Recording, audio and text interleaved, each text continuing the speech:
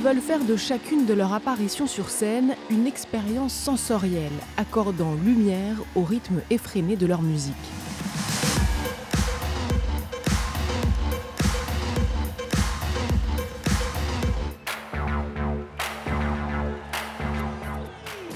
Avec leurs titres comme Never Be Alone ou Dance, ils sont avec Daft Punk les fers de lance de la French Touch.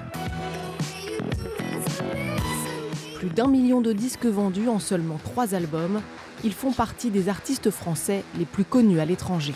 Gaspard Roger et Xavier Deroné du groupe Justice sont les invités de À l'affiche. Merci beaucoup d'être avec nous. Alors vous fêtez vos 10 ans de carrière, je crois. Comment est-ce que vous vous sentez? Bien. Pas trop vieux.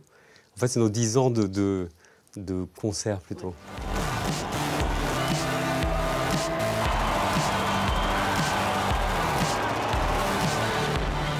Pour fêter ça, vous sortez justement un album live. C'est un peu plus compliqué que ça, vous allez nous expliquer. Ça s'appelle Woman Worldwide. Et donc c'est, si j'ai bien compris, un album live mais sans public. Vous nous en dites un peu plus? Non, en fait, c'est pas si compliqué. Il a été enregistré en live puisque c'était la seule manière de l'enregistrer possible, puisque c'est des versions différentes de nos morceaux albums. Mais pour faire très simple, c'est un best-of de Justice avec des nouvelles versions de chaque morceau.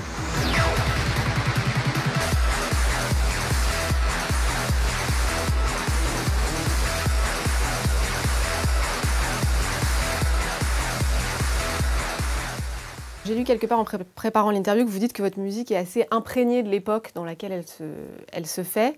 Les titres de l'album, puis c'est un best-of, mais avec les titres de Woman qui sont assez positifs, enfin moi c'est comme ça, qui ont une énergie positive.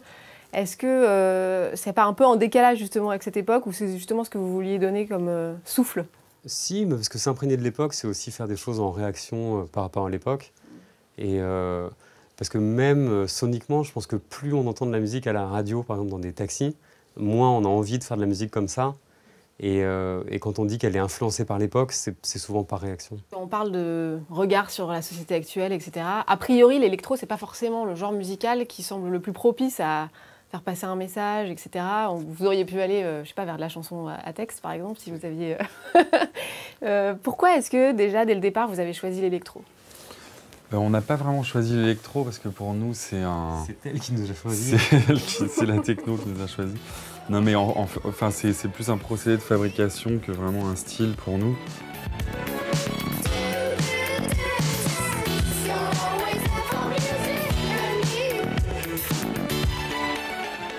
C'est par commodité en fait, c'était juste le moyen qui nous permettait de faire un disque de A à Z sans avoir besoin d'aller dans des studios ou de faire appel à des compétences extérieures.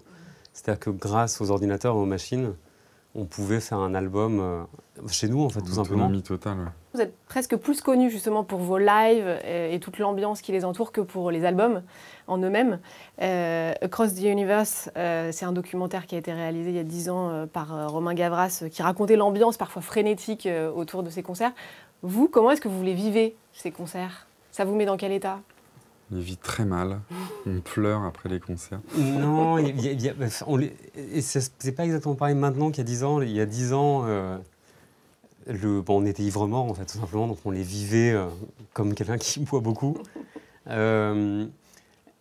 Maintenant, moins, mais on continue quand même, en tout cas pour ma part, je ne sais pas si on les vit de la même manière, mais au moment où ça commence, moi, c'est un peu que je me décorporalise un peu. Et puis hop, je reviens à la fin quand c'est terminé. Mais il faut trouver un bon équilibre entre la concentration et en même temps pas trop être self-conscient parce que c'est là où tu commences à faire n'importe quoi. Donc, Effectivement, il faut trouver le bon état d'esprit pour essayer d'éviter les quelques perdus qui sont en face de toi. Et aussi être un peu dans le partage, donc c'est un juste milieu un peu difficile à trouver. On voyait que c'était aussi le portrait, ce film, d'une jeunesse à l'époque qui aime bien faire la fête, etc. Parfois à outrance. Est-ce qu'aujourd'hui, vous vous sentez aussi représentatif peut-être de la jeunesse qui vient vous voir en concert? Non, pas du tout. Non, parce qu'on on a plus 20 ans et on le vit très bien. Et donc on fait de la musique qui nous correspond à nous et à notre âge. Mais il se trouve qu'elle répond aussi apparemment aux attentes de gens qui ont entre 15 et 40 ans, on va dire. Donc on est très content que notre public se renouvelle et d'avoir justement de plus en plus de jeunes justement au premier rang. Donc c'est assez... on est ravis de ça, ouais.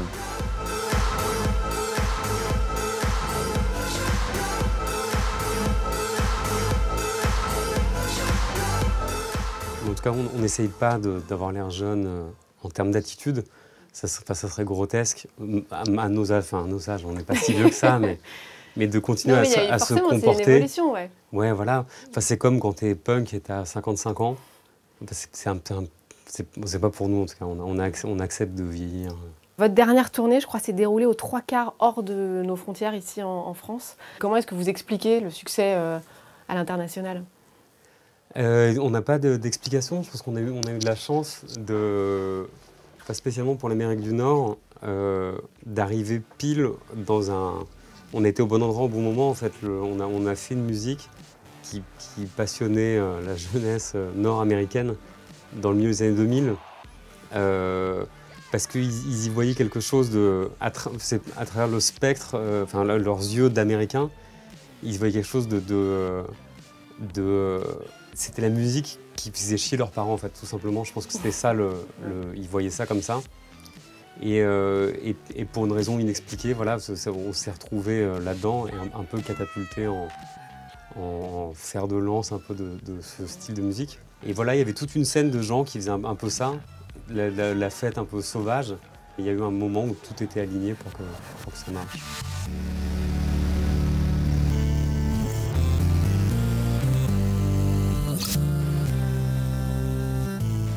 Et puis il y a aussi vos sets qui sont toujours très léchés. Enfin, je veux dire, je crois que vous y passez des mois, non ? Visuellement, la lumière, etc., pour construire un concert. Au-delà de ça, l'univers visuel, je vois la croix sur votre bras tatoué, qui est votre logo depuis le départ. Pourquoi c'était important ? Bon, c'est pas tout à fait un hasard, vous êtes graphistes tous les deux à la base. Pourquoi c'était important pour vous de construire un univers visuel aussi fort ? Mais c'est important pour tout le monde, je pense. Enfin, je connais pas un seul groupe qui néglige sa représentation visuelle. Oui, ça vient avec vous sur scène. Ouais, mais je pense que sur vos bras en tatouage. Enfin, tout le monde le fait, ouais. Mais peut-être avec des sensibilités différentes.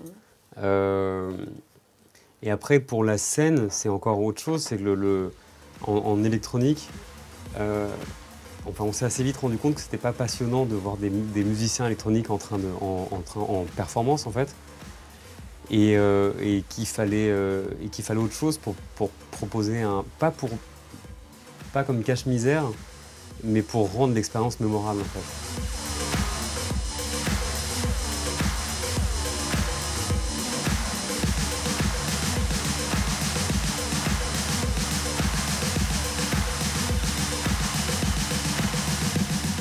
C'est-à-dire que ça nous arrive de jouer aussi sans décor et tout se passe bien, hein, ça fonctionne.